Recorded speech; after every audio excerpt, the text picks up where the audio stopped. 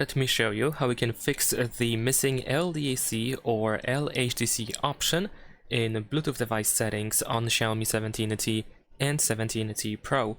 So if you don't have this option when you go to these settings, most likely the reason why is because you have downloaded an app dedicated for your Bluetooth device, and then inside that app you have a setting that simply disables the use of LDAC or LHDC audio codec or any HD codec in general. So for example, over here I have this app over here, which is for these earbuds that I have in here. And what you can do is you can look for sound quality settings or just any settings that are related to the sound quality or audio quality.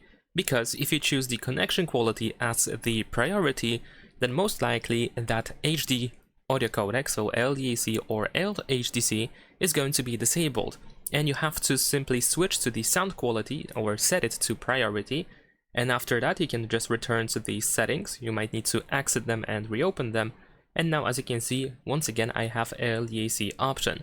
Now of course these settings depend on the app itself, but I'm pretty sure you should be able to find them somewhere. Just look for sound quality settings and make sure that you are using the highest quality possible. That is pretty much it. Leave a like and subscribe.